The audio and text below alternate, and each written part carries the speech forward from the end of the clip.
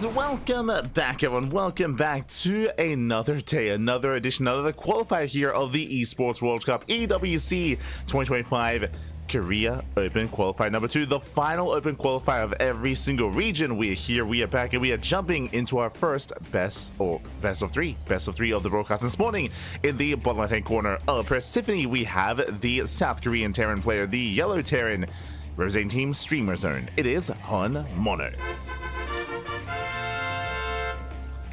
And spawning in the top right hand corner, we have the blue Protoss player, the blue Protoss from South Korea. It is Luna C.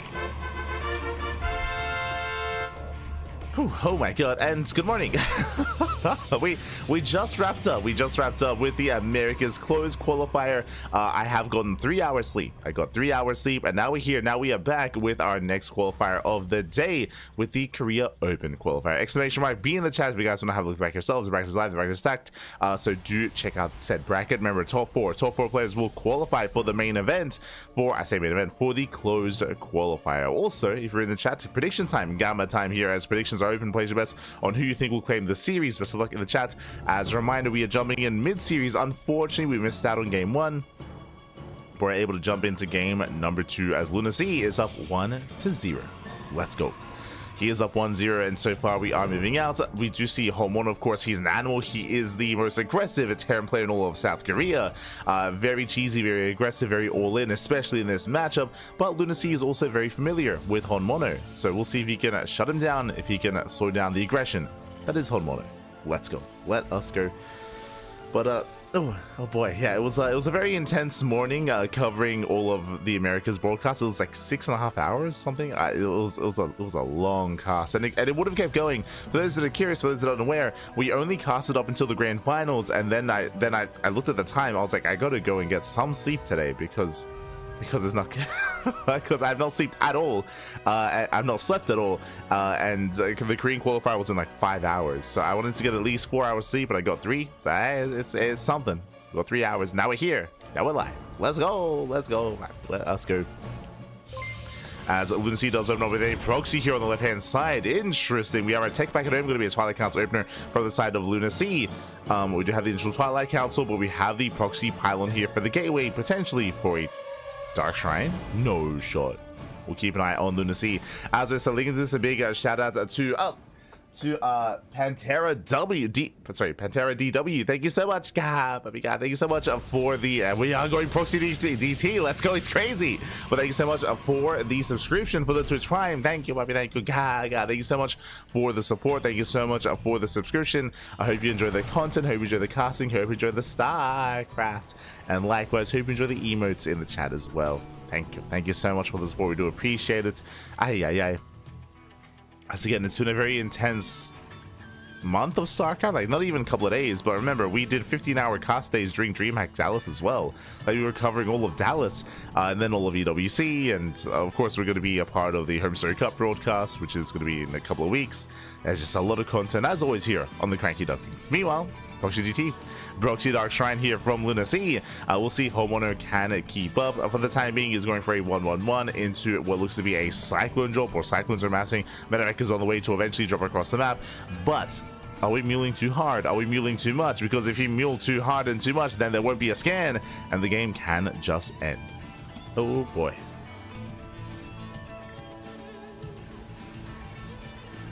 Haven't slept yet? You're an animal. You're an animal, baby. Not like this. Not like this. Alright, so we go. DTs are waddling in. Homeowner, does he notice the shimmer here? That is the question as the drop is moving out across the map. Behind this, okay, there's a scan. There's at least one scan. The Marines are moving in position. We soon have another scan as well. And so far, it looks like Homeowner, he should be ready for this. I say that. Yeah, he notices. Yeah, he does notice. There's a first scan. One scan does bob off. 2 DTs, they do barely get out of range of said scan. And there's one scan left here at the natural, thankfully, so there's a second scan available at the same time. Cyclone gets across the map, drop here towards the base. Luna C does reaction time, does warp in, and should be able to hold on here as the ECs are wreaking havoc. Go for the shield battery, scan back at home, takes out one of the Dark Templar, and Homeowner, he does push forward. Oh, bleeds out a couple of Marines. A couple of Marines do bleed out. Another Dark Templar waddling in. Oh, not efficient for a scan. Oh, there we go. Whew, does barely have enough. Does scan. And with that, the DT does get away, but we have a Raven. We have a Raven. With that, the Dark Templar, they're going to be cleaned up. In the end, how many SCVs? 5. 5 SCVs went down for 3 Dark Templar. I would say that's a decent or better trade for the Terran player. Does shut that down. I mean, scans were also forced to be spent as well. True, true. Did have to spend some scans. But overall, a solid defense. Likewise, Lunacy moving out. And so far, Honmono, he's secure on 2 bases. Likewise, working towards Sim, combat shields. Meanwhile, Lunacy has gained map control, going for a 3rd base, looking to contain his opponents. We could even try to break him. I mean, the tank count is there. We have now 1 tank on the low ground. Meanwhile, nice lock-on, takes down a Stalker. Stalker goes down. Lunacy going to be forced back. And Honmono, he's holding his own. He's holding his own. He's maintaining himself here on 2 bases. Is holding on. Behind this gateway explosion, Lunacy going into a massive charge low base composition. Let's go.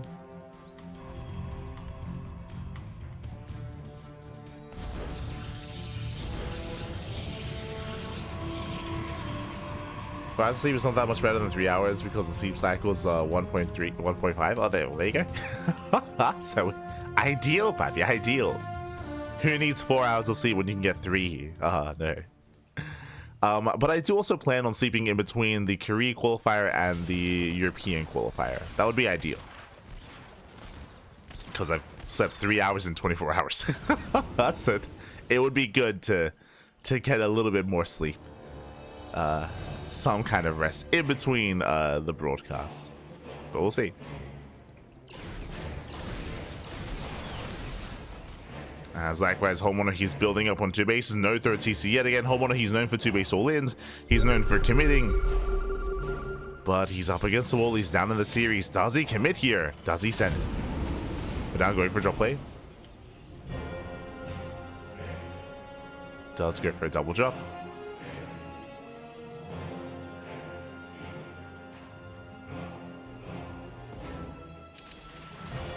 That's his setting up. Triple drop across the map. The Widow Mines over just a lot of mines. But again, Lunacy, this charger composition is designed not necessarily to break this kind of position, but to punish a move out. Speaking of, here we go. Lunacy does miss the move out, going straight into the main base. Lunacy ideally doesn't commit into this. Again, there's a minefield waiting for him. There's a drop, and there's the recall. Does recall back home. Honmono does pull away in time. Does pull away. Here, Lunacy committing across the map. And again, he doesn't have to break this position. Oh, as the boys are going to be pulled away. DT in the main. For a moment there, I was like, yo, we pulling the boys? I mean, kind of. As Dark Templar is going to be hunted down. Lunacy once again moving out. I'm okay with the idea of Lunacy engaging the army as he pushes, but I mean, we don't have to try to break in. Now DT does wall into the middle line. Mineral line gets a couple of SCs. That's 15 in total. Ooh, workers did fall. And here comes Honmono.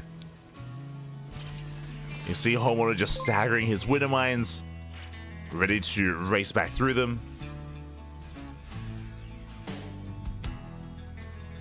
Rotating over. Spotted by the Observer, of course. Observer does chase. Lunacy keeping up. That's a lot of Zealots. Colossus now on the way. Lunacy getting a 4th base, which is a little bit greedy considering the 2 base setup here of Honmono. He is greedy. But here comes the Colossus. And orders a stim in. Missile Dart goes up. A time missile even. Yeah, and with that we go for the dive. We commit in. Oh my god, massive mine shots. The mine shots, they annihilate the Zealots, but there's still so many more Zealots behind this. Has to pull away. Catches an Immortal. Immortal goes down. And Colossus did fall. Still just so many warp ins. Yeah, mine shots aren't getting baited. This time it's better engaged by Lunacy. But still very close, very clutch. Lunacy holding on. It does hold the line. Backup Colossus on the way. Lunacy holds. And behind this, no base. No expansion. There we go. Now we get a 3rd CC, but this is so late. 3rd CC begins as the 4th base is going to finish. Oh boy. Homono down in the corner. Meanwhile, a big shout out to Ice Guard in the chat. God, thanks so much. Thank you so much for resubscribing for 35 months, almost 3 years of support. Thank you so much, man. Thank you. I can't believe it's almost been 3 years. That's crazy. Oh my god. But thank you so much. Thank you. Fala galera.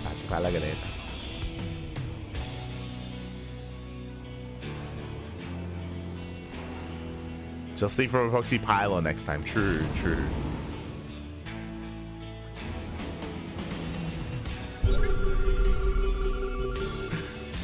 Now sleep streaming. Exactly. Oh. As the command center is going to be delayed. Homeowner once again going for another Doom drop. And I believe there is no observing position. Lunacy, he will spot this. He is aware. He's racing on over. Warping into the main. Can he intercept? Oh, it's not quite. Yeah, it doesn't quite get there in time. He's trying though. Oh no. Oh my god, gets one full medevac. Just the one though. Homeowner gonna be trapped. Trying to unload. Nice EMP here on the Stalkers, but Zelce do collapse in, and there's no way out of this. We're waiting for another blink. Doesn't quite have it. Oh god, no. Another medevac goes down. Down to 3. And with that Homeowner, he is trapped. He's trapped in the main. We'll see now moving out. Homeowner finally can expand, can attempt to expand, but you can see Lunacy is almost maxed. He's almost maxed out. I mean, again, Lunacy had just such a faster third base, a fourth base as well. The fourth base was what sealed the coffin here, or just sealed the deal in favor of old Lunacy. He rotates. Oh no! Finds both medevacs as well. He gets two medevacs go down. Ay. And with that, things looking bleak here for Homeowner. Homeowner with barely an army remaining. And there's no way for him to save the base, to save the CC. And no shots. As Lunacy does push in, he's got 3 Colossus. GG, and Lunacy, he will claim the series 2-0, advancing on over Homeowner. GG, well played. As a reminder, of course, we are this is the second qualifier, the last open qualifier here for the Korea region. So these are the final chances, the final opportunities for these players to have a chance to make it into EWC and to make it into that closed qualifier. GG, well played. With that, congratulations here to Lunacy. He will claim the series, and we'll see if we'll see if he, or how far he can go, how much further he can go, as we should catch up on the bracket. Let's go. Let's catch up on the bracket to figure out where we are and where we are headed. Exclamation mark be in the chat to have a look at the back yourselves. There is a lot to go over. Oh. Okay, here we go. As from the top, we have Rogue. We have Rogue here waiting for the winner of Arai and CranKy. So Rogue is one of those big heavy hitters here to make a deep run. We have Homeowner Lunacy. There we go. Lunacy does take the 2-0. Lunacy waiting for the winner of Rogue, Arai, and CranKy. So best of luck to Lunacy as he is lying in wait. And I believe that is going to be a qualifying match. As a reminder, top four do make it through into the main event. Scoring down, we have Ryung versus Silver BV, currently mid-series. We then have DRG versus Prome, currently mid-series as well. Honestly, really good matches are available to us here, and we might be able to jump into one of these mid-series as well. Scrolling down, we have Bunny up against Zomdom. Purser will just take down Rebellion 2-1.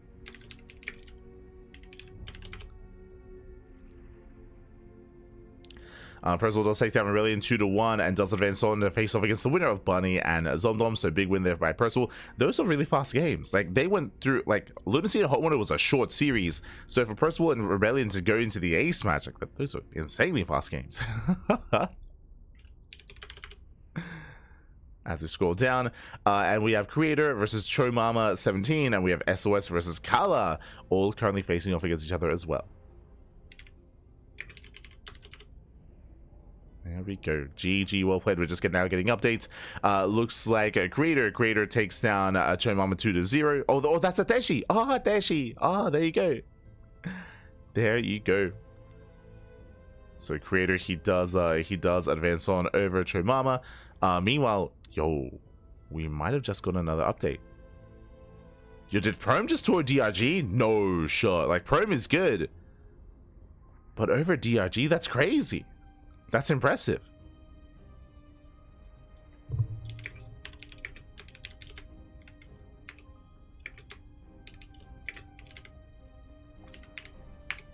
GG, well played. And currently what I'm looking for here, I mean, we can wait. I mean, Bunny versus Percival is going to be a fun, and TBT 100%. They faced off a lot actually in recent times, Bunny and Percival. But really what I'm looking for here, and what strikes my attention actually, was going to be Ryung versus DRG. Ryung versus Dongray Gu was a matchup that I was looking forward to here, but Prome with the upset, taking down Dongray Gu 2-0. That is a crazy result. Oh my god. So very impressive stuff there out of Prome. Prome, of course, is a Korean Protoss player. We do cover him mainly in StarCraft Evolution. Like Prome, he's mainly a StarCraft Evolution player. So to see him take down DRG is crazy good.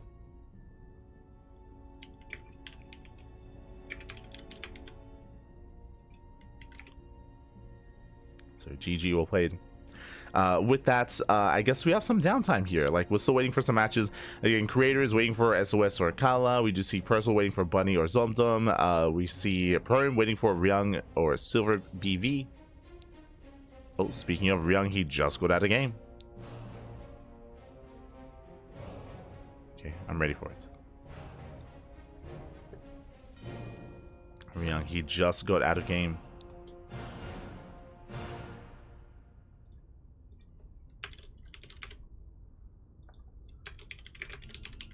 Team Vitality. Alright, Ryung, show us what you got.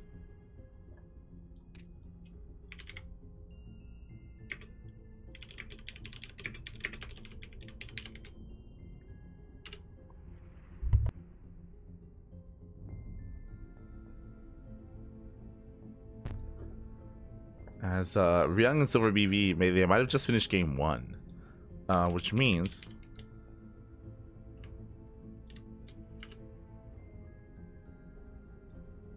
we might be able to jump into game 2. Oh. Okay, they just wrapped up. They just wrapped up. I'm assuming Ryung took the series, but we'll see. we'll find out. We'll find out. It's catching up with the chat.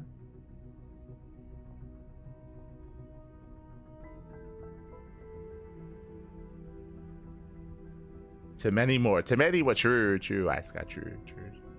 To many more years. Show mama. Yeah, that's a dashi. That's a dashi. But we might. Okay, so we're gonna be going on a short break.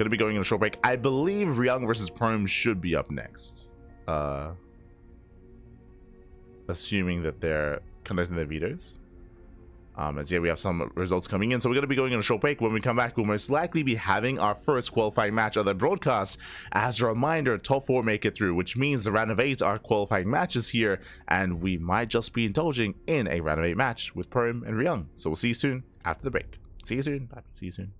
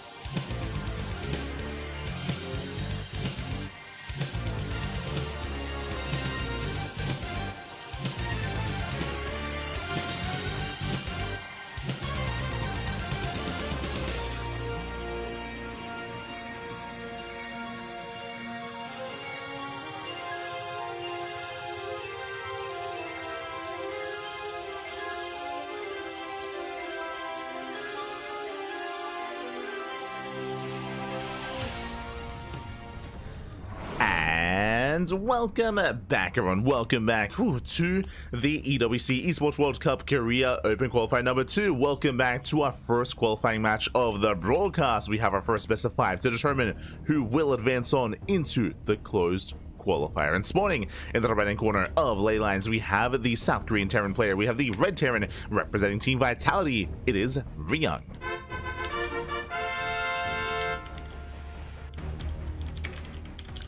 And spawning in the bottom left-hand corner, we have his opponents. We have the South Korean Protoss player, the pink Protoss, representing among SC2 people. It is Prome. And here we go. If you're in the chat, you know what time it is. It is Gamma time. Predictions are open. Place your bets on who you think will claim the series. Best of luck in the chat. Coming into this, I'll be honest, Ryung is going to be the favorite player, but I was expecting a different series. I was getting ready for something very different here. For those who do not know, DRG, Dongwei-gu, he has been on hiatus. He did take a break from the game, especially post EWC during the off season, but he came back.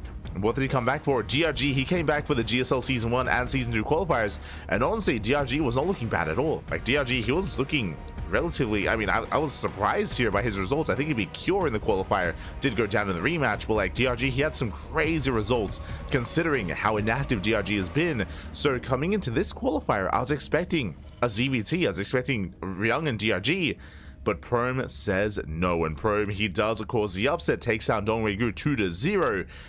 How exactly? I mean, I wanted to cover this series, but I missed that, unfortunately. And I'm curious to see how this matchup does unfold and what Prome brings to the table. Now, Prome, for those of you that are unaware, he is an active player, but less so in StarCraft 2, more so in StarCraft Evolution. I've casted Prome many times in StarCraft Evolution. I think I maybe casted him once in StarCraft 2, so because of that, I'm curious to see how he compares. I do still favor these other players. Prome, he's more of like an up-and-coming like Code A player. I should say that. I should emphasize that as well. Prome, he's along the level of players like Lunacy, like Ateshi, like Rebellion, like Hormono, Quanta, 3-Point. Those are the caliber players that Prome is amongst. But still, for him to take down DRG 2-0 is crazy impressive, and I want to see how he compares to someone like Ryung. Let's go.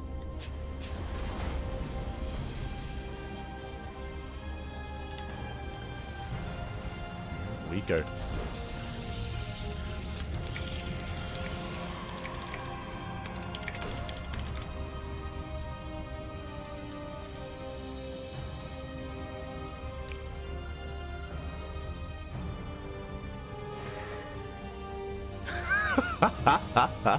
SS Lauren. Oh, hello, good morning. Oh, I slept 9 hours. Oh, you're an animal. You're an animal.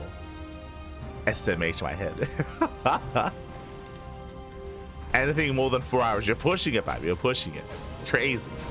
For the time being, though, we do have initial openers here. The was being pulled for a moment. One probe does go down. Stalker has arrived, and we do get a second probe, and nicely done here by Ryung. Takes down 2 workers. Back at home, we do have our 1-1-1 follow-up here. Of course, Ryung setting up his own natural base. Prome moving into attempt to delay. Attempt to wreak some havoc, but the Cyclone is in position, and we'll hunt down the Adept. A nice catch. Nice catch on the Adept.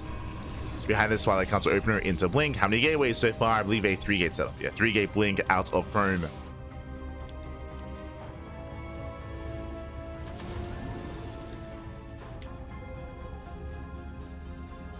Ryung is moving out. Ryung is being active. Setting up for the mine drop. Behind this, going for his own 3-1-1 setup, building up his bio tank. Here we go.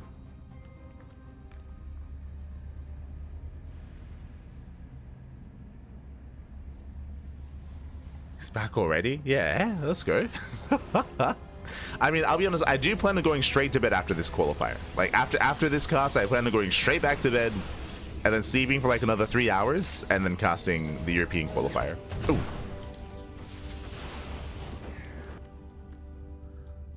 As we do at least tonight some mining time here, where the Widow Mines are cleaned up. So far, good reactions by Prome. Does minimize losses, time to move out, and how many gateways here? Still that 3-gate setup. Not too aggressive, not too assertive. Is still pushing, don't get me wrong. Is still making that War Prism, and he's looking to contain, potentially looking to pick up some key units here. The main base is looking exposed. We have the tank, we have the bunker. Ryung looking more secure here at the natural. But what about the main? The main is my concern. Oh, as CranKy does delay the bunker. He will delay. Doesn't quite commit. We can see Ryung already here for the mine drop. Waiting for the Reaper. He does expand, claims the third base, but now he will soon have high ground vision. And again, the main base still looking very vulnerable. There is a tank covering the ramp, covering the at least southern half of the main. What about the northern half? What about the mineral line? What about the SCVs? What are we going for? Mine drop comes back in. Oh, got 3 probes. 3 workers go down. Does make it to the main. Another tank has arrived, and this time it will cover the mineral line for the most part. Tank low is going up. Ooh, Prism taking a lot of hits. Oh, but taking... no! Get out of here! Oh my god. Prism does take a lot of hits, does survive. Meanwhile, the Raven did get sniped. Did snipe the Raven. Prone pulls out, pulls away. And Prone does hold his own. Does hold his own. Claiming his third base. Of course, Ryung is aware. And Ryung, he's just trying to turtle up on 2 bases, waiting for his upgrades before breaking out. And again, this is a more traditional form of TVP. I'll be honest, in the last month of TVP, we have seen so many 2-base all-ins. I'll be honest, this is refreshing. This is refreshing here from Ryung, just going for a third TC, going for a later sim timing, building up his tanks, and securing himself instead. A bit of a slower style here by Ryung, but solid nonetheless.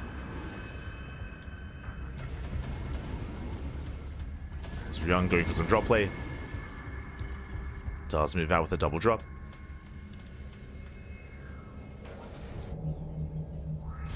Likewise, Prime from here should be taking up, I was going to say into charge into +1, but no, he's going for a Bay first. Interesting. Again, this is a little bit more old school from the start of the year, going straight for Colossus.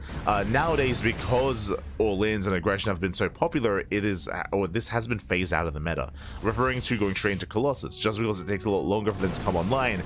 Currently, it is safer to go into charge first, then into Colossus. So this is a little bit risky here. Prome is vulnerable as a result. Oh wait, no, charge already done. Never mind. Did get in charge. No upgrades, no forge.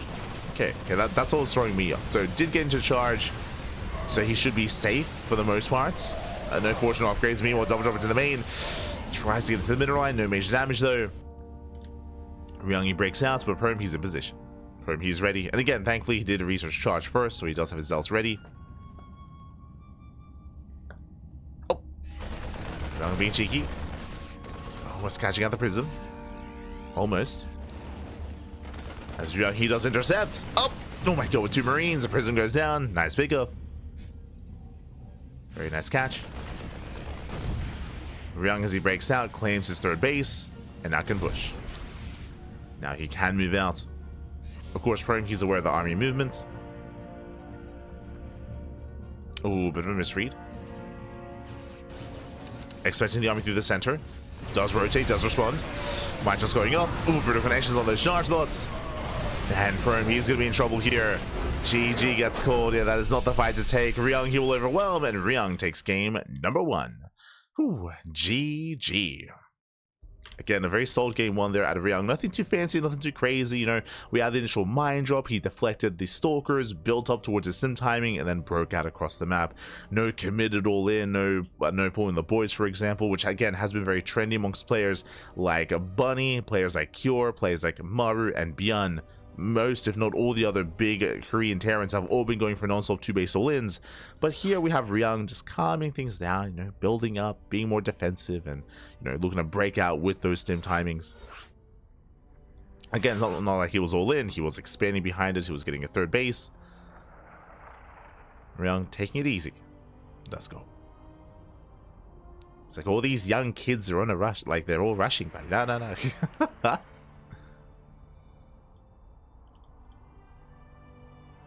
So with that, GG well played. Ryung does take a lead in the series, and we'll see how Prome will approach game 2. We'll see how he'll adjust. And when it comes to Prome's play, we saw his 3-gate blink, right? 3-gate blink into a third base, into charge, into Colossus. But alas, he wasn't quite able to catch the army. Ideally, we would prefer to see extra warp ins, a greater presence on the map to catch the army ahead of time as well. But Prome, he wasn't quite able to be as proactive. Doesn't help that he lost his Warpism as well. But we'll see. We'll see how he adjusts coming into Ultra Low. When it comes to the rest of the qualifying matches, this is the first one to begin, so ideally, depending on the length of this match, we can catch a second qualifying match after this as well. If those are curious, there are still no other qualifying matches beginning. I'm keeping an eye on it, so we will be able to jump into those later on.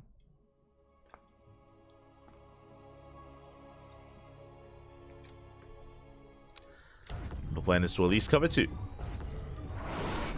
As spawning in the bottom left-hand corner of Ultra Love, we have the South Korean Terran player. We have the Red Terran representing Team Vitality, leading the series 1-0. It is Ryung. And spawning in the top right-hand corner, we have the Pink Protoss player. We have the South Korean Protoss representing among SC2 people. It is a Prome. We go. As our PvT does continue. And again, we'll see if Prome does go for something more aggressive, something more chaotic. Welcome to Ultra Love. Ultra Love is a much smaller map, known for aggressive plays, known for all-ins as well. Again, the rush system background is shorter. Likewise, there are a lot of avenues of attack. We often do see all-ins rotate between the third base and even in between the bases, which is in between the natural third and fourth. You can be very assertive here with certain timing attacks, with certain pushes. And already we see an adjustment. Double gas opener here out of Ryung, going for a faster factory. Last game, his opener led into just a mine drop, into a safety cyclone, into nothing too crazy. Here we expect something to see. We expect to see something a little bit more spicy out of Ryung. Double gas, faster factory, delayed CC.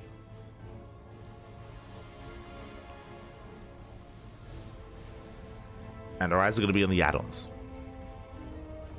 Our eyes are going to be on the add-ons here for Ryung.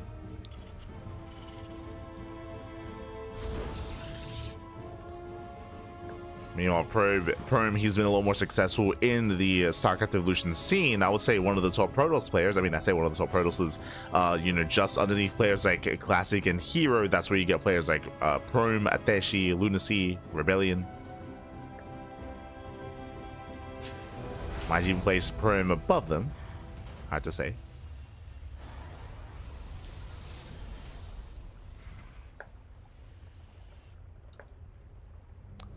As there is that factory going straight Tech Lab on the ranks. Okay, very assertive here. So you're going for the Tech Lab, I imagine going for an add-on swap? Or are we going Marauder first?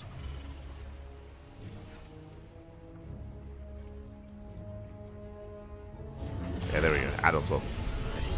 Marauder wouldn't make much sense here with a later command center, so it is going for the add-on swap. So very fast Tech Lab, a very fast Cyclone as a result. Now this could be for additional Cyclones, for 1 and 2 Cyclones into maybe even Cyclone drop play, or we could see Cyclone into early tank production. The Cyclones is nice scouting to be secure, and then just rushing into tanks early on and going for an earlier tank push. We'll see. Likewise, Racks can be used to make another add-on. There we go, going for the reactor. None of the Tech Lab. Prome behind this while I cancel opener. Throwing down extra gateways. For the time being, we have a 2-gate setup here for Prome. So 2 gateways. Ryung trying to get a scout. Third gateway's on the way. Ryung, he did see the tech. Oh, did not. Never mind. Is a little bit in the dark. Meanwhile, Cyclone opener into Widowmine drop. Interesting setup here. So getting into our follow-up.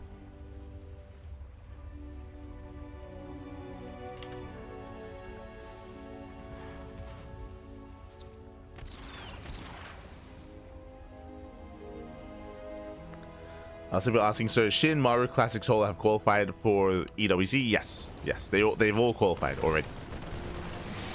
Remember, that was the big thing about the about DreamHack Dallas, and that was also important, is that in the top 4 it was purely Koreans, which does mean that these qualifiers are a little bit easier because so many Koreans made it through, and it also makes the European qualifier harder because that's players like Serral, players like, I was gonna say Clem, but Clem, he's already got a seed, but players like Serral, players like Raynor are a part of the Open Qualifier and now the Closed Qualifier as well. So because of the outcome of DreamHack Dallas, again, it makes it easier for the Koreans and more difficult for the Europeans.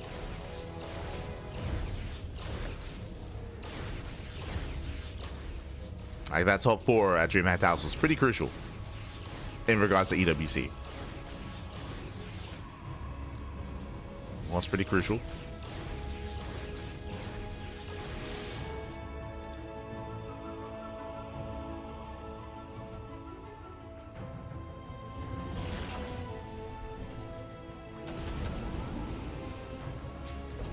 So lastly, we can show Rogue. We might. We might. Depends how things line up. As behind this, Prom just claiming his third base, this time being less aggressive. Remember the previous game, we saw 3-gate blink, and then we saw a commitment across the map with the War Prism. This time, Prom going for a faster third base instead, being more defensive, skipping war pins, and just chilling out back at home. Meanwhile, Ryung has been building up on 2 bases. Has been taking a more conservative approach here. He's ready for aggression. He has his wall. But I do like Prom's position a lot more than last game, for example. Here, again, he's being more greedy. He's going for a faster base. Now he's saturating.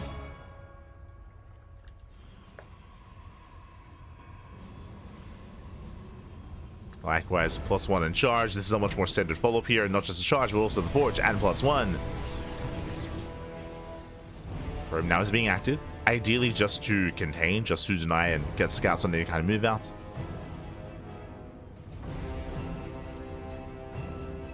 Stalker's in position. And speaking of move outs, we should soon be seeing that from Ryung once Stim finishes. Basically, he's stuck at home until Stim does complete, and then he can break out and expand. And then push.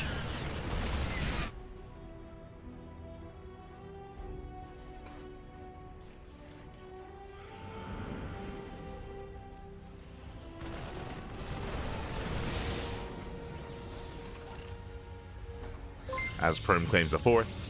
Really fast 4th base out of Prom. I mean, remember, Ryung, he doesn't even have a 3rd. It's not even complete at this point. So really fast 4th base. And Prom, he's already amassing zealots. And already, like, I'm liking his position so much more than last game. Prom, he's got the charge lots, he's got the stalkers, he is ready. But he does miss the move outs. Uh-oh.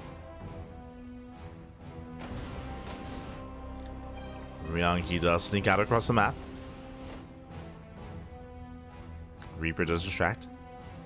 Yo, meanwhile, shout out to SW Pro Gab. I mean, yeah, thanks so much for the raid. Hope you had a great stream, hope you had a great ladder session, hope you had a great time, and welcome to the second open qualifier for the Korea region for EWC.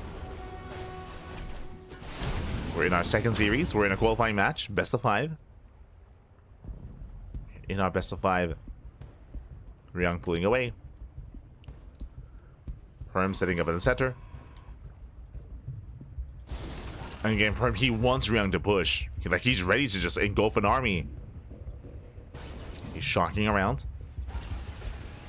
Ryung taking it slow, claiming a 3rd CC. Setting up his Widow Mines. I mean, again, Ryung, he did spot the army with the Reaper. Pick out.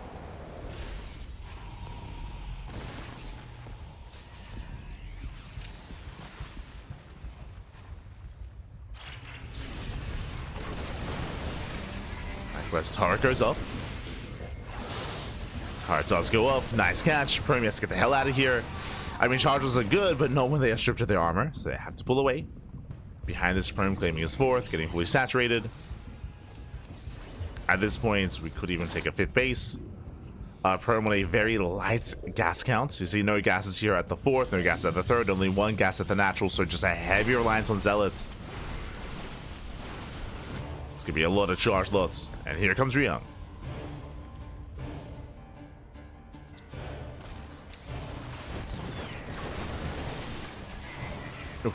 Missile goes up. Missile goes up. Prom breaking out. Oh, sorry, I should say Ryung breaking out. Ooh, and the missiles are brutal. Yeah, again, Prom just cannot engage. They're not so light. Oh my god, they're not turrets, I should say. Yeah, the missile turrets do go up. Anti-armor missiles, I should say. And missiles, they connect, the base goes down, and he just cannot engage. Not like this, not into this kind of minefield. Widow Mines are set. Ryung, he's out of energy. Okay, no more anti-missile. No more missiles out of Ryung. Mineral line goes down. Charge as he goes to the dive. Oh my god. And how good are the matches going to be? So far they've been decent. Yeah, the Zealots, they're falling one after the other. The tanks, they hold their ground. And Ryung, he will claim the fight. He will overwhelm. Takes down all the sentries. Takes down all the Zealots. Sims on in and going for the Stalkers. And Prome, he will crumble here. He just cannot engage. Not like this. Ideally, he wants to fight out in the open, but not here defensively. Not with his back against the wall. And with that, Ryung, he'll just snowball out of control. He will snowball out of control. He'll bust on through.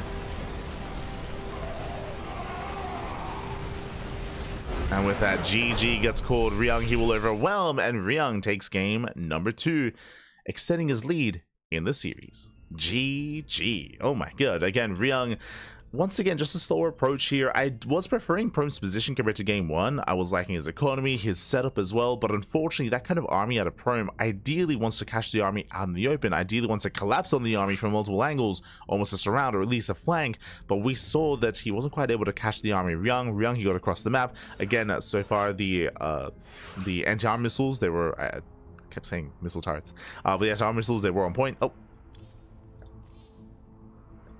They were on point. They were able to just zone Prome away time and time again. And with that, GG. With that, GG will play. Ryung will take a 2-0 lead. Now we're jumping into game number 3. Can Prome bounce back? Can he recover? Can he make a series out of this? Let's go. Let's find out. Let us find out. See some more people asking in the chat, who is Prome? Really, if you're asking the question, who is Prome, you should be asking the question, why am I not watching more CranKy Ducklings? Aye. And to be fair, like, if you're not watching StarCraft Evolution, like, that's typically where we see players like Prome, players like 3 Points, players like Adeshi, for example. Again, much more prevalent in StarCraft Evolution. Does play every now and then in Sparkling Tuning Cups, for example. So if you tune into Sparkling Tuning Cups, you may have seen Prome on the bracket or even on our broadcasts. But yes, he's less active in StarCraft 2 tournaments. That is true. That is true. He's less active in StarCraft 2 tournaments, but still a strong player in his own right. And I agree, though, that it was a surprise to see him take down DRG. Very much so surprised to see that occur. Not too sure what transpired in those games. I did miss out on those lobbies, unfortunately. But here we go. We're jumping to game number 3 and spawning in the top left-hand corner. Top left-hand corner here of Pylon. We have our South Korean Terran player. We have our Red Terran representing Team Vitality. It is Ryung. And spawning in the bottom right-hand corner, we have his opponent. We have the pink Protoss player, the South Korean Protoss, down in the series. We'll see if he can bounce back. We'll see if he can make a series out of this. He is up against the wall here. No more missteps, no more mistakes. It is a Prome.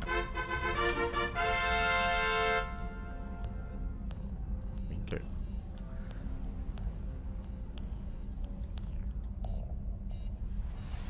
Kelza versus Scarlet was such a banger. Want to see other matches? Yeah, there were some really good matches there. We covered a lot of Cham, and there were some bangers, 100%. When it comes to the Americas qualifier, 100%.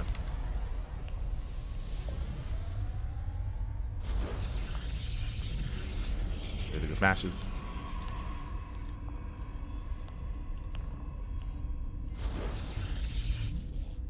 Let's here we go.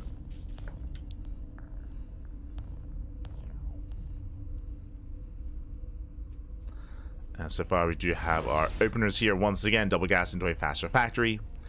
We saw that Ryung, he was relatively tame when it comes to his follow-up here. If you recall, he went into a safety cyclone, into mine drop, into early tanks, into just a defensive position on 2 bases, into slowly getting a third.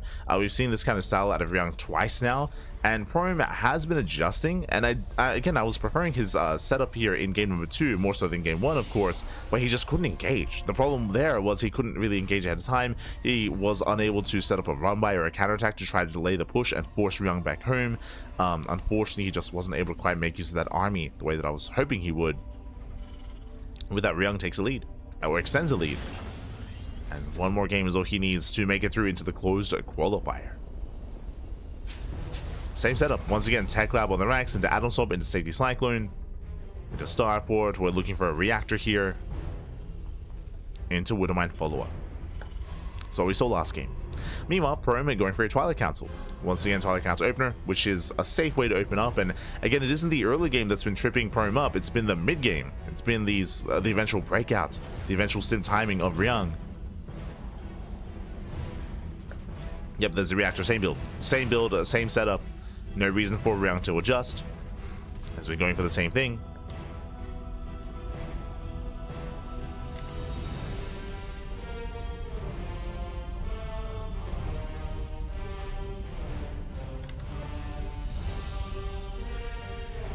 Here we go.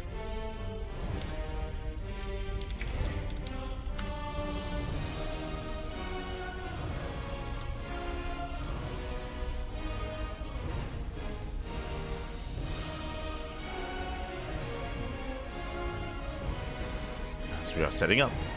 Once again, going into the follow-up Widowmine drop. So again, the same setup, the same build here by Ryung. You know, Prom rushing into interesting, going for a much earlier charge timing. Okay. Prom once again taking a very different approach. Prism is on the way. This is going to be hyper committed, hyper aggressive from Prom, rushing into charge, rushing the Prism, rushing across the map. How many gateways? So far, 5, 6 gateways here on 2 bases. We're going for a 6-gate charge move out, or I would say all in at this point. So I say 6, 7, show us 8. We're waiting for the 8-gate setup here. That's a lot of gateways. And that's going to be a lot of charge lots. Here we go. Ryung dips in. He does see the gateways. We see some at least. He doesn't get full eyes on what's going on. Mine drop into the natural. The Widow Mine's just going up. 3 probes. 3 workers do go down. Ryung, he sees no gases, sees no gateways at the ramp or at the wall, but he doesn't see everything. There's still so many more gates here that are unaccounted for. Ryung back in home, bunker at the natural, which is standard. Bunker, tank setup as well. Now, can Prom break this position? Right? Can he break the natural? It's not going to be easy here. As the mine drop comes back in. And Probe's going to be going down. Get the Prism towards the main.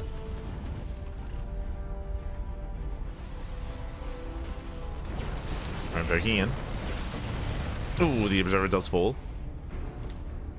Prism into the main. Probe moving in 7 zealots at a time. Does try to commit. But again, the SimCity here is brutal. They have to go the other way around. The boys are being pulled and the tank is safe. Yeah, the tank is safe here behind us. We'll just shut down those zealots. Does force some friendly fire. 10 SCVs go down. So it does deal some economic damage. Likewise, going for another warp in. Another 7 zealots. Tanks are repositioning. And the zealots, they can't quite engage. Yeah, the defenses here are too good. I mean, he's getting SCVs. 15. Not bad. Hey, getting on top of the tank. Okay. Getting on top of the tank. 21 SCVs going down. Prom, he's getting damage done. Let's go. 23. 25. 25 workers. Ay, ay, ay. Ryung down to 18. Barely an economy. That's what one base mining, if that's 20 SCVs left. And Prom expands. Prom needs to come down. He expands, gets a 3rd. He's going to double the worker count. He can now start taking gases. Blink is now on the way. From here, we can work towards a forge, work towards upgrades, and Prom looking good. Let's go. It's looking good here.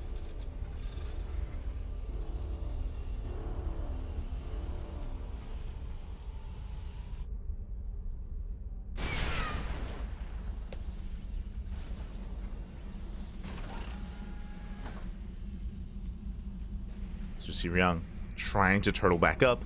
But Ryung has a ways to go. This will allow Prom to expand. Now, hopefully he's not too greedy. My concern moving forward here is that Ryung commits to a 2-base all in, right? Like, Ryung, he is behind. He lost so many workers. It would make sense for him to just send it across the map. So Prom has to be careful not to be too greedy. What are we missing? What are we waiting for? Robo. Robo is done. Do we go for the Bay? He's going double forge. Interesting. Double forge, double upgrades. +1 has begun. Now, this does mean that any kind of splash damage is going to be delayed. Meanwhile, nice catch. Does he get the Prism? One more volley. Ooh, Prism goes down. Okay. Ryung. Nice pick off. The comeback, it's beginning. Not there yet, but he's getting there. Also, Probe, he's missing probe cycles. 2 workers go down, but Probe, his worker count here is like, we spoke earlier at the end of the aggression, he had 40 workers. Now he's on 43. Like, he's missing macro cycles here. Yeah, not making probes. And here we go. Here comes the 2-base all-in. The all-in is upon us. Probe building up his charge lots.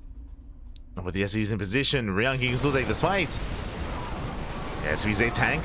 Zelt's going down. Tank blows as well. Chasing back the army. There are force fields. And he locks down the SCVs at least. A handful of Marines. That's Ryung. He is set up. And he's set up behind this. Still breaking out. Still pushing forward.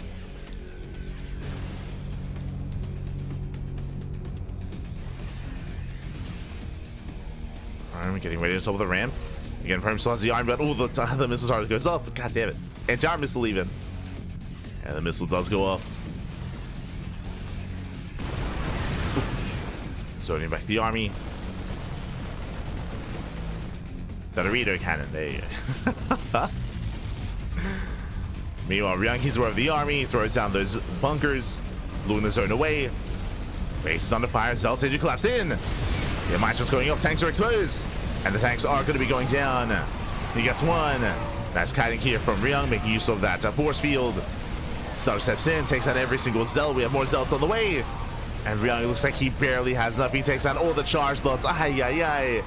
The 2-base all-in will overwhelm. Ryung is pushing forward. And what is there left? Probe, he had such a good start. Ryung, he went down to 18 SCVs. He went down to 18. But Probe could not keep up. Not like this. No splash damage. Likewise, limited income as well, limited warpins.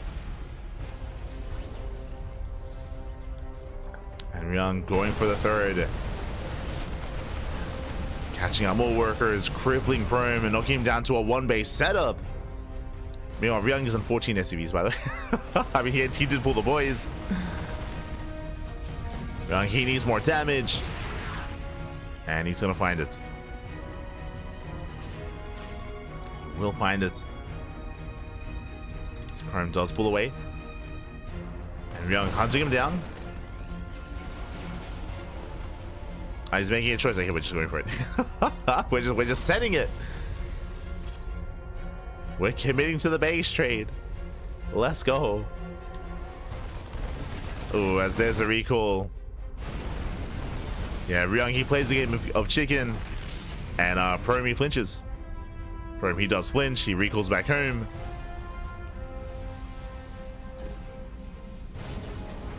Ryung setting up. Ooh, brutal tank shot. Yeah, tank boys going up. Nice retargeting here on the stalkers. And Ryung with those reinforcements, he should clean up all those charge lots. Yeah, the Zelts go down. GG gets called, and Ryung, he will pull this off. He will pull off the 2-base all-in and claim the series 3-0, qualifying for the closed qualifier. GG. GG, well played. Congratulations here, Ryung. He will claim the series. Again, Probe, he did honestly here in game 3, he did a great job crippling Ryung, shutting down all those SCVs, getting into the mineral lines. But we did see in the aftermath of that, what did he go for? He did not go for the bait. He had the robot, but he didn't go for the bait. He didn't go for splash damage. He went for a second forge instead. He doubled down on a gateway composition, and we saw that Ryung, he was well set up against that. He did have the anti-armor missile to zone away the army. He had some nice Sim City with those bunkers. And again, Ryung, he was able to have his way with those charge lots. GG.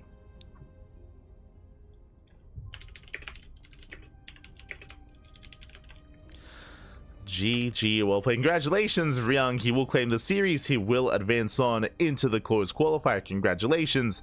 And my condolences to Probe. He did a great job making it this far. Again, it was no easy feat to bring down a DRG. Not easy whatsoever. Congratulations. Congratulations. Does claim it. And Ryung is the first player to make it through the qualifiers. Tonight's qualifier even.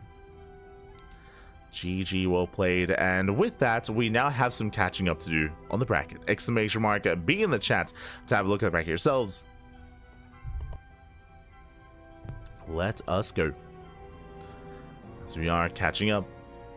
And from the top, actually, can we zoom in? Yeah, we can zoom in. From the top, we have Rogue. Rogue takes down ClanFan 2-0. Rogue is up against Lunacy in a ZVP in a qualifying best of 5.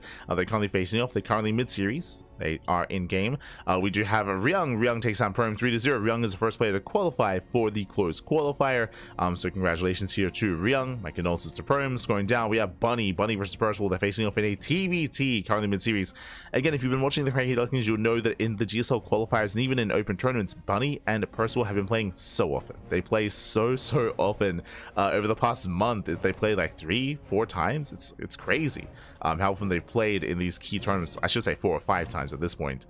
So best of luck as they face off once again. Scrolling down, we have Creator and SOS facing off in a PvP. All these 3 matches, Bunny, Percival, Creator, SOS, alongside Lunacy and Rogue, they're all currently mid-series. They're all in game, but they all did just recently begin. Again, we were the first, or Ryung versus Prome was the first qualifying match to start, which means we will be able to jump into another one of these matches. Now, coming into this, I'll be honest, in my mind, I do feel like Creator versus SOS is probably the closest one out of all these matches. I mean, we have seen Percival and Bunny go into the ace match before. I want to say they went into game 3 in the GSL qualifiers, if I recall correctly. So there is a bit of a back and forth. But I feel like SOS, I think currently his strongest matchup is PvP. I think I would say that based on what we've seen from SOS at DreamHack and from what we've seen from SOS at GSL as well. It still seems to be his best matchup. So I would say that this is probably the closest series, Creator and SOS. I would say that Rogue versus Lunacy is probably the most one-sided. Much love to Lunacy, best of luck, but Rogue, he's a little more informed, and Rogue, he's a favorite to make it through. So best of luck to Lunacy. But because of that, I'm more interested in Bunny and Percival and Creator and SOS, just because those are, in my mind, closer matches. And that's typically what we want. So we do have some downtime, and once either of these becomes available, we'll be jumping in. I'll probably just go for whichever is available first. That'll be my plan. To go for whichever is first available between Bunny, Percival, and Creator SOS. Otherwise, bearing in mind there are no seeding matches. This is the final round. This is the final round here of qualifier. And what you see is what you get. So the final matches are upon us. And of course, tomorrow is going to be the Korean closed qualifier. Meanwhile, later on tonight is going to be the European qualifier as well. As we can actually, bam, have a look at our schedule. Here we are Saturday night. We just wrapped up. We're just wrapping up with the Korean qualifier, and you can see the European qualifier is at 1 a.m. KST. That's going to be 2 a.m. AEST. It is currently 8 p.m. so that's going to be in 6 hours time. So even if we do continue covering this event for like another hour, maybe even 2 hours, I should have enough time to sleep for like another 4 hours. That would be the ideal. I want to sleep for like, because I have slept 3 hours in the past 24 hours. Like I said, we have not been able to sleep much at all. So especially between casts, because there's been so much going on. I also would love to get some sleep, just because, as you can see, after the European qualifier, we have the May Mayhem at 1 p.m. KST, and then we have the Korean closed qualifier at 6 p.m. KST. Like, we have 2 more casts Sunday, so we have, I guess, 3 in total on Sunday, right? So ideally, we do have a little bit of room there to work with. Ideally, I have some sleep and some rest, so I'm able to keep going throughout the entire day. But again, it's just a really intense weekend, as you can see. There's a lot of content, a lot of casting, a lot of StarCraft. A lot of StarCraft.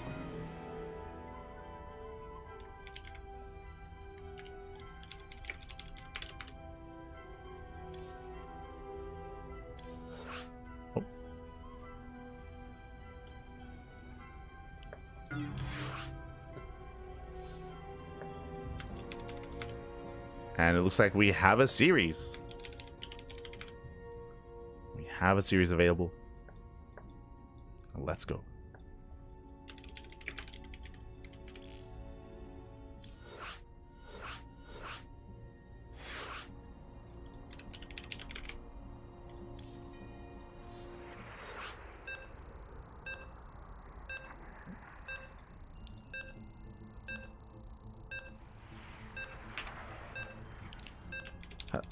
Need a little bit of time to set up. Jeez, how fast were their games? that is crazy. We started first, and our games weren't too long, but we are jumping in mid-series, and apparently we're jumping into game 4. We have had a back and forth, which we didn't expect between these two, but these have been some really fast games. And here we go. We're jumping into game 4 between our two Terran players, and spawning in the bottom left-hand corner of Persephone, we have the South Korean Terran player. We have the Red Terran leading the series 2-1. For Team Falcons, it is Bunny. And spawning in the top left-hand corner, we have his opponent. We have the South Korean Terran player, the Blue Terran representing Team Little Fairy. It is Percival. And again, that's crazy. They had some much faster games. I mean, it's a TVT, so I'm sure proxy Raxes were involved in some way, shape, or form in early game aggression. But here we go. We're jumping in mid-series, and if you're in the chat, predictions are open. Play show bets on who you think will claim the series. Best of luck in the chat.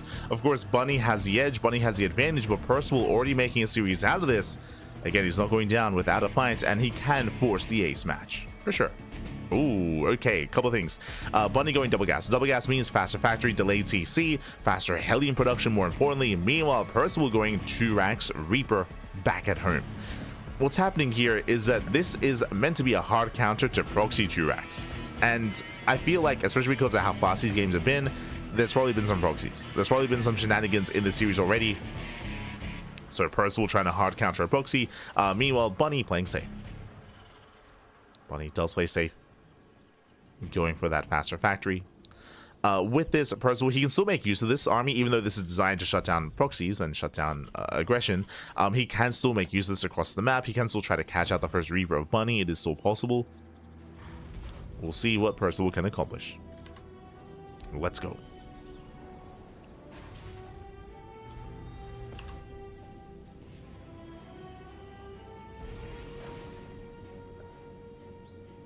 See, what is that? True.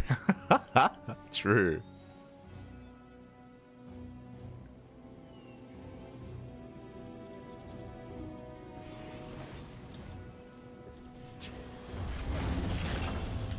As Reaper dips in. Oh.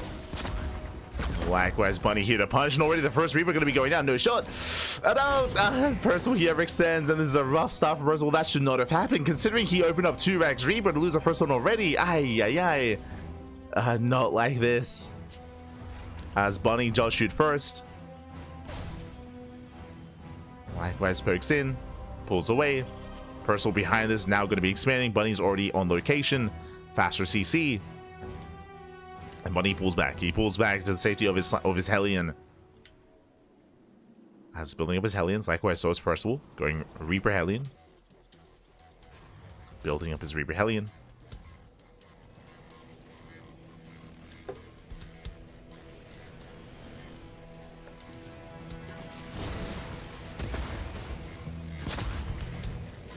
Now Percival does pull away. He does pull back. Bunny building up back at home and going for his own Cyclone production into drop play. Okay, let's go. So again, because of the faster factory means faster starport, the faster tech here from Bunny. Bunny's in a better position. He's up in workers, faster CC, so faster tech, faster economy.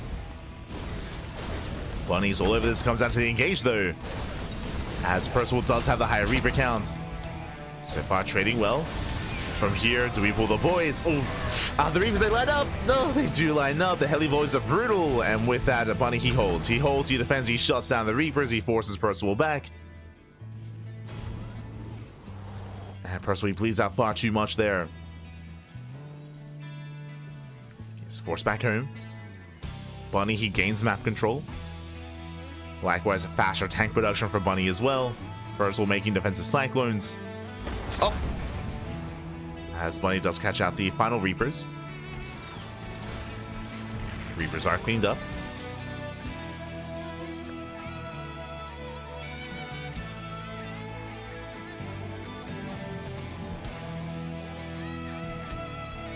Do you benefit if I watch YouTube, if I have YouTube Premium? Yes, yes. I believe YouTube Premium does help benefit those that you watch. I believe that's how YouTube Premium works. As Bunny does bust into the natural. Oh! Does bust in. Likewise going for the mineral line. The heli modes are brutal here. But Percival, he will hold. Again, the double cyclone paying off. Takes down the medevac. So on the one hand, he does defend, he does survive, but at the cost of 5 SCVs. And Percival, he was already behind economically, now even more so. Down 8 workers compared to Bunny. Down 8 workers, now CC's on the way. Bunny getting further ahead economically. Building up his tank counts. Now the advantage that Percival has is he's actually going for faster stim. Interesting. He's going for a 2-1-1 faster stim timing. Building up his marines, getting ready for drop play. Yeah, my attention is building up.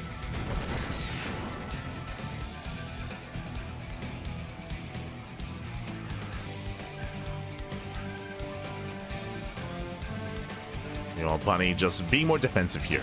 After the early game, after the aggression, he's just turtling up, setting up his siege lines, getting his 3rd TC, saturating his bases. And so far, Bunny's secure. Bunny is ahead. At this one, he is ahead. The pressure right now is on Percival to try to recover in some way.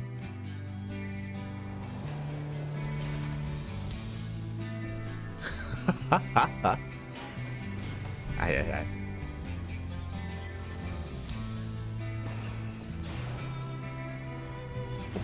As so far, order starts into the main.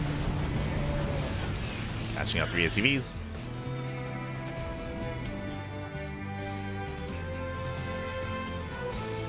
Bunny, he did research Interference Matrix, so that will also benefit him in the main fight. As Percival going for the drop. Now remember, what is Percival's advantage? Stim. Like, he has stim over his opponents, he has a massive amount of bio, which means he can try to break a siege line. He has potential. Back in the main, 2 tanks in the main base, 1 tank here at the natural. Sorry, 2 tanks as well. Jesus. The spread is brutal. Percival looking for a way in, looking for a dive. Rotating over. Boosting into the main, also boosting into center, I should say. The boys are being pulled. He's getting some of the tanks. The first tank is within range, and the first tank is going to go down, but that's going to be a lot of dead SCVs. Oh my god. 21 workers going down. And Bunny, he will hold, but at a cost. Whew. 22 SCVs. Aye, aye, aye. And just like that, in one fell swoop, Percival, he does take a worker lead. Now, Bunny has triple mule production, he has triple SCV production, as he has a faster orbital. But pretty nice damage here, but there was a bit of a give and take. Yes, did kill so many workers, so nice damage by Percival, but what I'm concerned by, look at the tank count, look at the tank disparity. We have 1 tank for Percival, 6 for Bunny. Like Bunny's main army is terrifying. He has a massive army supply lead. So when Bunny breaks out, when he pushes, he's gonna hit hard. Yes, he has to recover economically. He lost a lot of workers, that is true. But again, that tank count, that main army composition is insane. And Percival, he has to be ready for it. Now, ideally, Percival was able to potentially catch some of these tanks on siege, catch some of this army as Bunny moves out, or even go for a backstab and force Bunny back home to delay the push. To buy some time to build up more Marines and build up some defenses. As Percival, he's moving out. He's not pre-sieged. Percival gets spotted. Bunny slowly expanding. Does expand, does claim a 3rd. Like, currently, there's no way for Percival to actually surpass the tank count or even catch up to the tank count of Bunny, because they're both making 1 tank at a time. So because they're making 1 tank at a time, I mean, how do you catch up?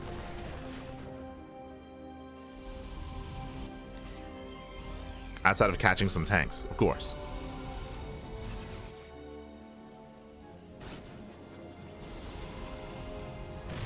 Percival. Again, just trying to spread out, trying to find a way in. That's the Sable.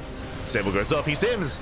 Yeah, does go for the dive, but Bunny, he has plenty to work with here. Order starts on the right, Marines, I see him on the left. And Bunny, he breaks that tank line, takes down the first tank, takes down the second, takes out all 3. And now it's go time. Now it's time to counterattack. Bunny has a massive supply lead. Here comes the unsiege, here comes the push. At the same time, Percival going for a backstab, but 1 tank was left behind. Likewise, dropping into the main. But there are reinforcements to defend. And Bunny, he holds back at home. At the same time, does break out. So does move out across the map. What do we have to defend? We have one tank. One tank. And remember, they're disables. But now just going for auto charts. Boys are being pulled. And Bunny sims in. GG gets called. Bunny will overwhelm. And Bunny will qualify for the EWC Esports World Cup Asia Closed Qualifier. GG. Oh, GG, well played. Congratulations here, Bunny. He will claim the series. He'll be the second player to qualify. Will make it through. GG, well played. And my condolences to Percival. Again, he did make a series out of this, and even in this game, he had some nice moments for himself, that is true, but a rough start. The reality is he had a really rough start when it came to the opener, when it came to falling behind, and when it came to the tank-based composition. He went for a 2-on-1 follow-up, which had potential, which did do a lot of economic damage, but remember, he lost 2 tanks in the process, and he was never quite able to recover army-wise. Sure, he had some Marines, but again, when it comes to the tank out, when it comes to the supportive units, that's where he was struggling. GG, well played. With that, Bunny did snowball out of control, and with that, Bunny qualifies for the closed qualifier.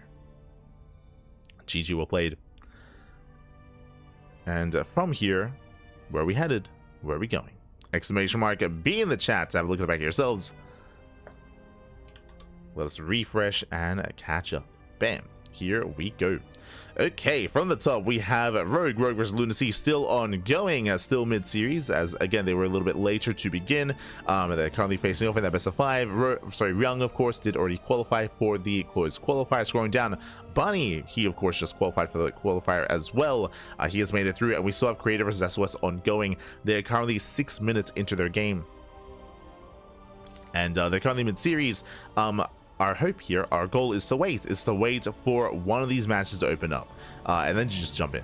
Whether it's Rogue versus Lunacy or Creator versus SOS, at this point we're just waiting to catch the tail end of any one of these matches. That is the plan. Let's go. That is going to be the plan here.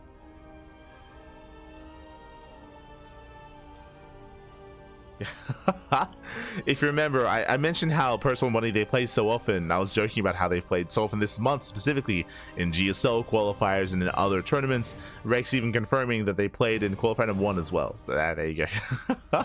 they do play so often, so often.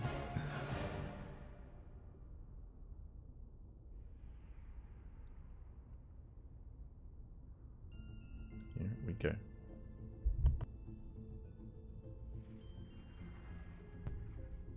Percival's hair is incredible. Don't you dare smear his name. 100%. Percival hair, it's beautiful, baby. It's luscious. Ah, beautiful, beautiful.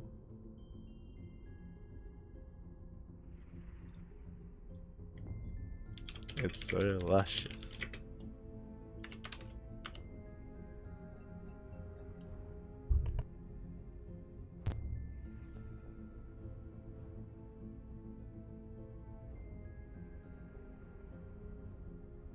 It's catching up.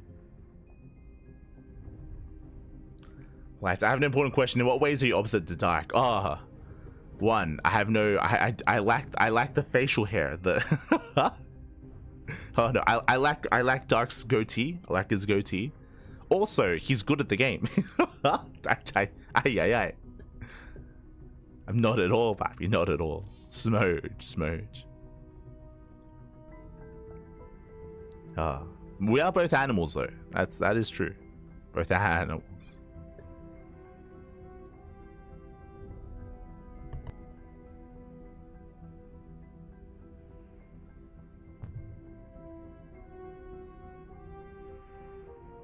Here we go.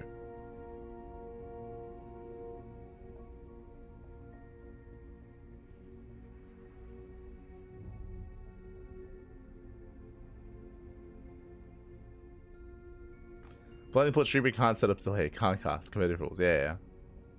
True.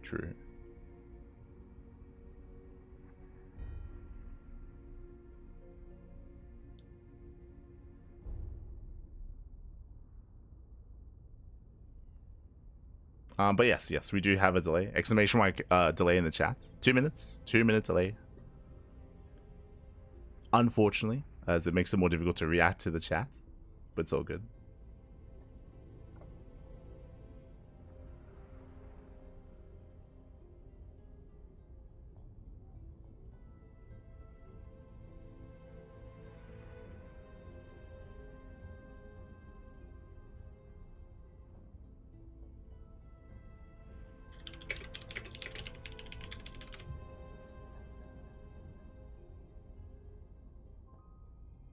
poor person. Wow.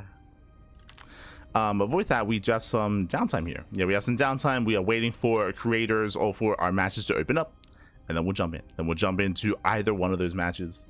Otherwise, I guess we have some downtime. We have some downtime. We have some downtime. So we're going to be going on a short break. And when we return, we'll have our next series. Potentially, of course, for all we know, they could be in their final games. They could be in a game 5 or even a 3-0 setup here. So we'll be back and we'll let you know what's happening, what's going on. I guess we can go over a little bit as to the players that are already through. I guess we could go over that. Hold on. Yeah. Just setting that up. Some people are already discussing it, and I mean, we're going to go through this anyway once we do wrap up the qualifier. But we did miss out on qualifier 1. We mentioned this earlier, but it was a bit of a shame that qualifier 1, unfortunately we were stuck patching. We were stuck patching the game, so we just could not cast. We were there. We were locked outside of the server, and we wanted in. And for 2 hours we were patching the game. It was so sad. I still feel bad about it. So as a result, no one casted the qualifier. But bam, there we go. This was qualifier 1. This was yesterday. Qualifier 1.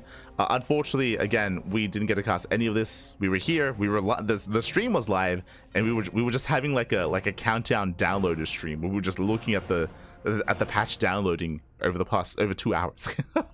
And we got there at the end, and we just casted the Asia qualifier because this already ended by then. But Björn did actually. Can I zoom in a little bit?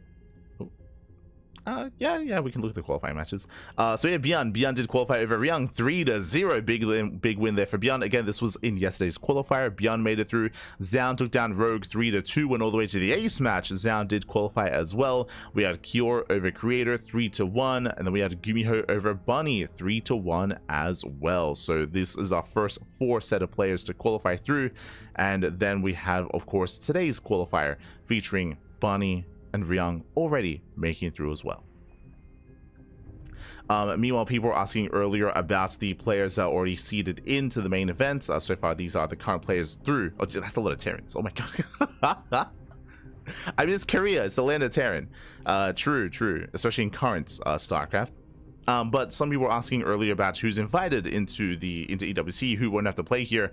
As a reminder, the top 4 at DreamHack Dallas were Classic, Maru, Shin, and Solar. So those 4 players are already through. They don't have to worry about the qualifiers. And remember, Hero was the Season 1 GSL champion, so Hero also got a seed as well. So that's why there are certain players that are missing, like our 2 main Zerg players in Shin and Solar. They're already through. Likewise, Maru's already through. Classic's already through. Hero's already through. A lot of the Koreans are already seeded and invited directly into the Esports World Cup. And we mentioned this earlier, but just to reiterate, this also does mean that it is that much more brutal here for the European scene, just because I think everyone expected at least several to have a deeper run at DreamHack Dallas, at least several to have a deeper run to be able to like at least take that slot, so then to make it a little bit easier for the Europeans to make it through. But alas, that's not the case. At least Clem, of course, is the reigning champion, and Clem, he's got a seed directly in, but none of the Europeans got a seed at DreamHack Dallas, so that does make the European qualifier even more brutal.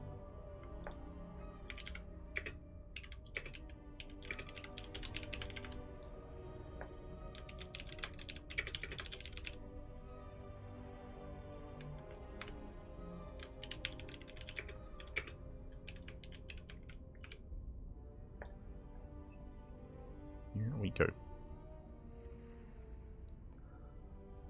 So the European qualifiers, it's going to be a bloodbath. It's like a qualifier with Showtime, with Cyril, with Rainer, with only 2 spots available as well, with all the others like Skillus, Gabe, Spirit. Like it's going to be brutal. It's going to be brutal.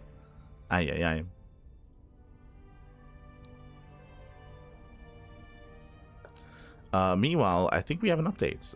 Lunacy just got out of game. Lunacy and Rogue, they just got out of game.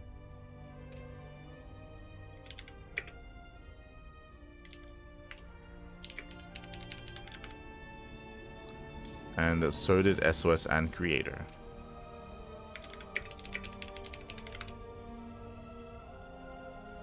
Alright, who's open? Who's available? Oh, okay, we just got an update. Here, and Creator, he takes down SOS 3-0. So Creator, he does now qualify for the EWC Esports World Cup Korea closed qualifier. So Creator, he just 3-0'd SOS, and we just got another update. It looks like Rogue did take down Lunacy 3-0. So 3-0, Rogue makes it through. 3-0, Creator makes it through. Then of course we have our 3-1 scoreline by Bunny, and of course our 3-0 by Ryung. So we have our confirmed players, we have our confirmed matchups. Oh, let's go.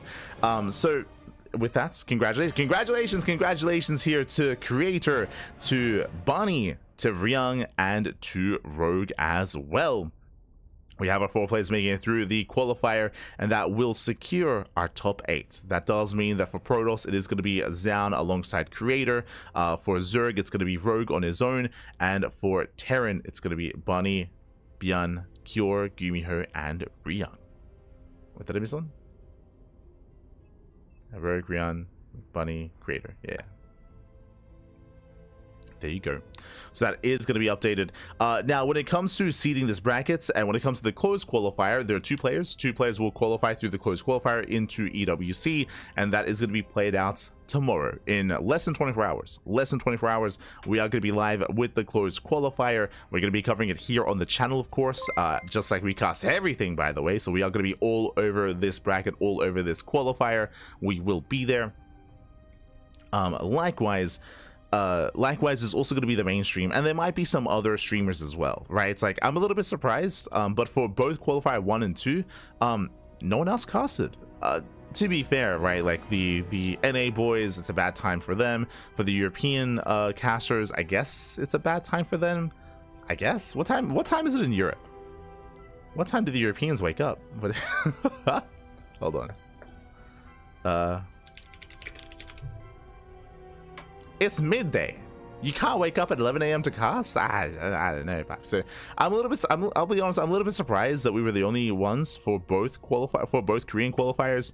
But what I will say is that there's going to be a mainstream for at least the closed qualifier. So there's going to be at least 2 casts. It's going to be us and the mainstream. I believe the mainstream is going to be Pig and State. I think they're going to be covering it. So Pig and State for the mainstream, and then we'll be there for like the B stream essentially. Now, when it comes to the closed qualifier and how it works, for those that weren't here for the Asia qualifier or for the Americas qualifier, the mainstream has priority. So once we see the bracket, once we have confirmation, the mainstream, they will pick what they want, and then we'll be able to pick from there. So we won't have first say or first dibs, but I'm sure there's going to be some amazing matches available to us as well. There's probably going to be a lot of TVTs. It's probably going to be a lot of Terran versus Terran. But honestly, like currently in the meta and TVT is a lot of fun. TVT can be very dynamic, very aggressive, especially depending on the players, especially the Koreans, right? Like if we throw in like Spirit, then sure, right, it can be a little bit slower, for example. But TVT, as you saw in Percival versus Bunny, can be very aggressive, very dynamic, especially involving players like Gumiho, like Bunny, like Byun as well. Some much more active and aggressive players can make for a lot of fun. Likewise, Zaun and Creator, they will have their work cut out for them when it comes to making it through as well, and Rogue alongside them as well. So yeah, it's going to be an intense bracket, intense qualifier. Best of luck to everyone involved. And again, we'll be there tomorrow for that closed qualifier alongside the mainstream. Meanwhile, the next broadcast on the channel is going to be the European qualifier. Actually, you know what? Let's have a look together, because I'll be honest, I haven't actually looked at the bracket.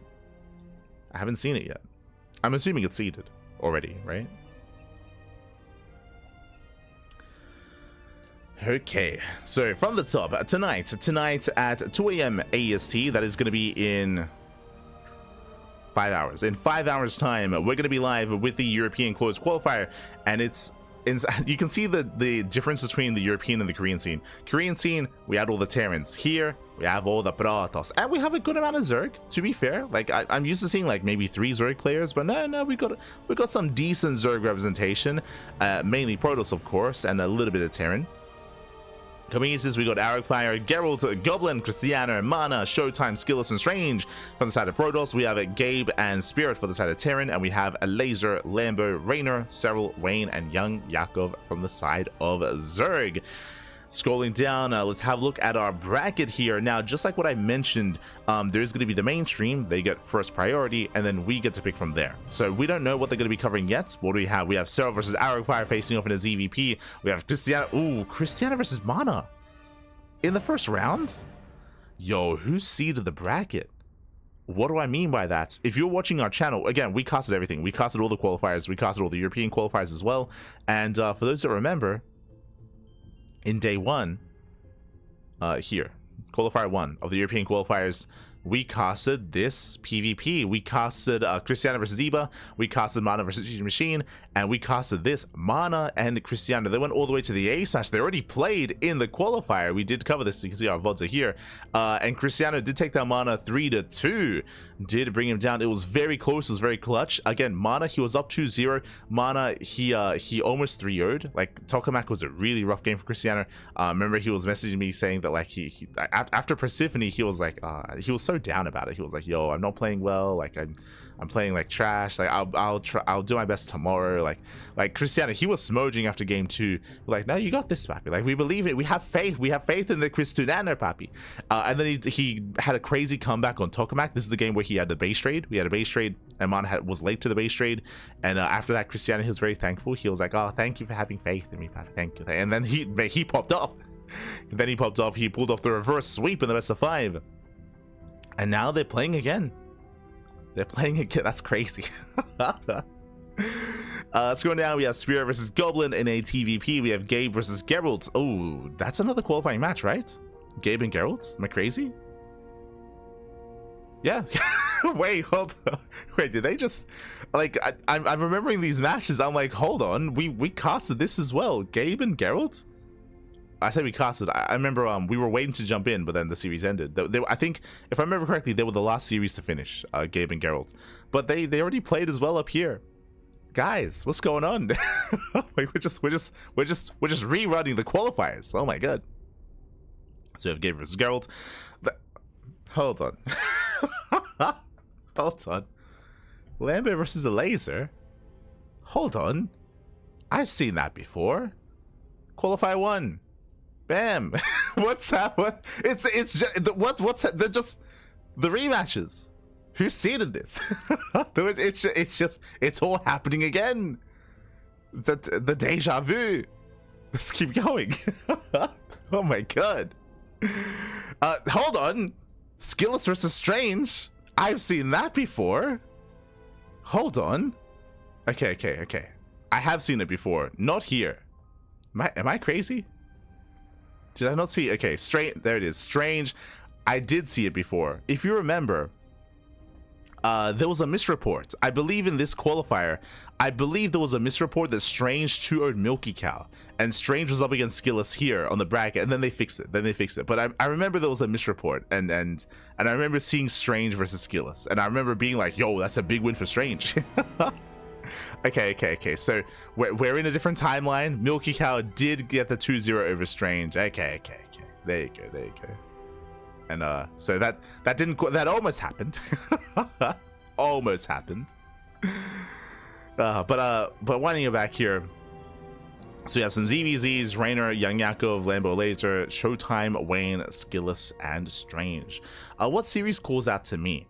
I mean, part of me would actually want to jump back into Christiana and Mana. Like, again, like they went all the way to the ace match up here. Like, it was really close. It was really close between them. It was really clutch. It was a lot of fun. So tempting. But at the same time, I know that mirror matchups they don't really track well with like viewers. Like, a lot of people don't really enjoy ZVZ, TVT, or PvP. They prefer other matchups, which is understandable completely. Cyril versus Arcfire. Arcfire is looking really good right now. If you've been watching Arcfire, if you've been watching the CranKy Ducklings, you know currently Arcfire, his best matchup is PvP. Did he qualify with a PvP? Is that how he qualified? I'm pretty sure that's how he made it through, right? Let's see. Because in my mind, his best matchup is Protoss versus Protoss. Yeah, here, Jimmy. Yeah, here he 2-0'd Sebestis and he 3-0'd Jumi. Like this is his matchup. Like if you like, we casted Fire. He beat Skillus not too long ago. He beat Geralt. Here he beat Jumi. Like this straight up is his strongest matchup. So Fire, he's on fire in PvP. I would say that his other matchups are a little bit lacking, including his PvT and PvZ. I think his PvZ might be his weakest right now. So best of luck to Fire, but of course Cyril's going to be a dominant favorite there. Spirit versus Goblin. Goblin, in my mind, hasn't been playing too much recently. He's been playing a lot of 2v2s, obviously. He's been playing a lot of team games, but we'll see what happens there. Best of luck to Goblin. Gabe versus Geralt. Again, that's going to be a rematch for what happened earlier. Geralt has some killer late game PvT. We've seen Geralt take down Kira and Bjorn in the late game, but in the early to mid game, that's where Gabe thrives. So it's going to be interesting. ZVZ between Reynor and Young Yakov. ZVZ between Lambo and Laser. Honestly, these ZVZs look like a lot of fun to me, but you know, I enjoy all matchups. And I know, and in my mind, these are going to be very aggressive. Maybe Lambo and Laser is going to be a little bit more standard, but yeah, it's going to be a very dynamic set of ZVZs. Showtime versus Wayne does look like fun. Skills versus Strange as well does look like fun as well. I'm not too sure.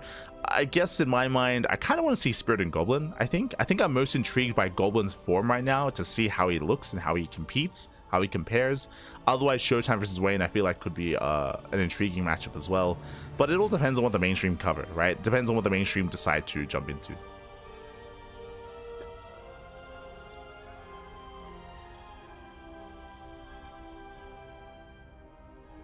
Only two, so yeah, only two.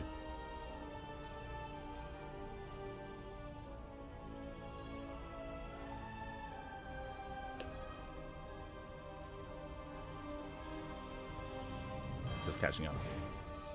All right, sorry, I was a little bit engrossed in everything, but thank you so much for the subscription, Gijoens. I got Papi 79. Thank you so much. Thanks so much for subscribing for the first time with a tier 1 sub. Thank you. Do appreciate it. Thank you for the channel commentary. Thank you for enjoying the broadcast and for subscribing as well. Thank you. Do appreciate it.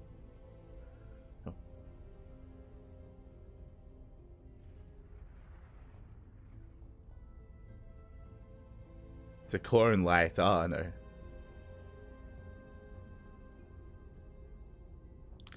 But yeah. So this is gonna be tonight's matches. Are going to be underway.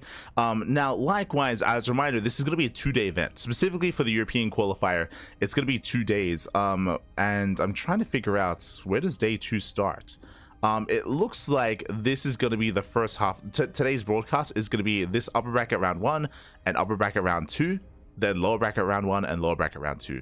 I believe the rest of the qualifier will be tomorrow. So half today, half tomorrow, 2-day event, because the close qualifier is so much larger, so much bigger. And again, depending on what we cover, it will mainly depend on what the mainstream covers. I can see the mainstream going for a Spirit Goblin or Showtime Wayne. Maybe Gabe Geralt, but those in my mind are the matches that stand out, mainly because they're not mirror matchups, and also because they're a little bit closer in regards to the player skill as well, regarding like Cyril versus Fire. So we'll see. When it comes to who's casting, I don't know personally. I do know that State and Pig have been covering the Asia and most likely the Korea qualifiers. Steadfast and BMO for doing the Americas one. For Europe, I would imagine maybe Wardy and Loco, or like Rotterdam and Wardy, or like Rotterdam and Loco. Like a combination of the three. Like in my mind, especially because Loco did DreamHack Dallas and Wardy did DreamHack Dallas, it's probably going to be between Loco, Wardy, and Rotterdam. So a combination of them in some way will probably be all over this. I'm a little bit surprised that Zombrigub didn't cast NA. That was a surprise to me.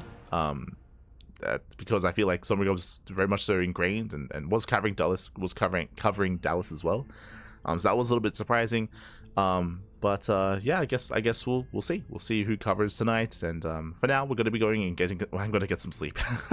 So again, this is you can see here 5 hours. 5 hours time is going to be the European qualifier. I'm going to try to get at least 4 hours sleep.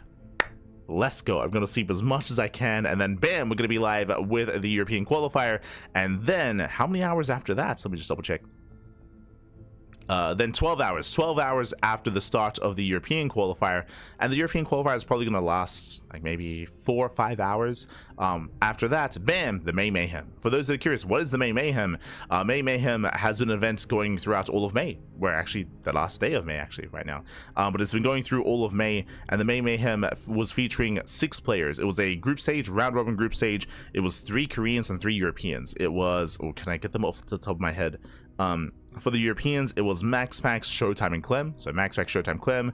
For the Koreans, it was Kure, Shin, and Hero. That's it. Kure, Shin, Hero, Showtime, Max, Clem. They all faced off in the round robin, and now we have the playoffs. They've already played through. Who didn't make it through into the playoffs? Kure and Shin. Kure and Shin, they got knocked out. So it's going to be 3 Protoss. It's going to be Hero, Showtime, and Max, alongside Clem as well. So those are going to be the playoffs, and we're going to be covering that. And again, that's going to be 12 hours after the start of EWC Europe.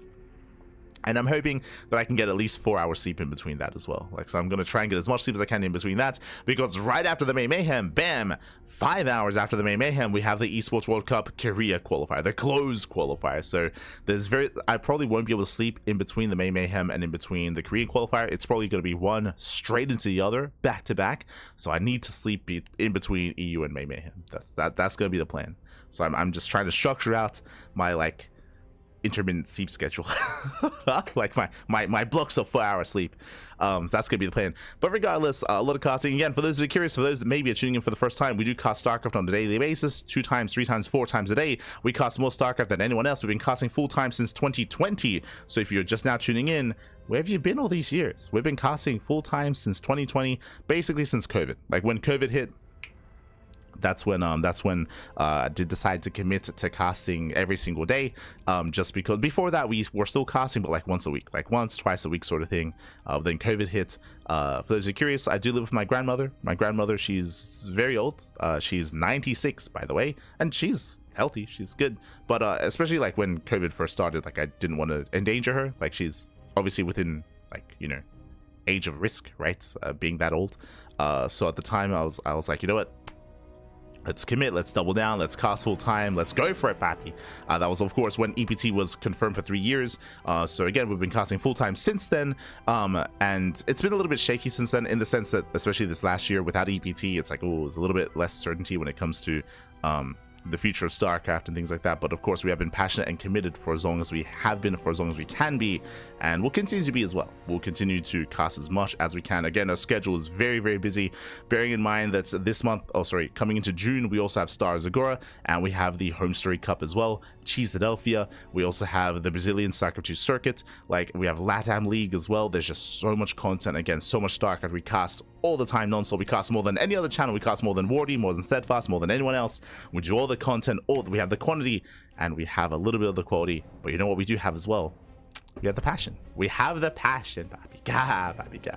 With that, thanks for watching. Thanks for the support, and we'll see you guys next time. We'll see you guys in 5 hours for the European qualifier. Until then, ciao. Hasta luego, papi. Ciao, papi. Ciao. Hasta luego. See you next time.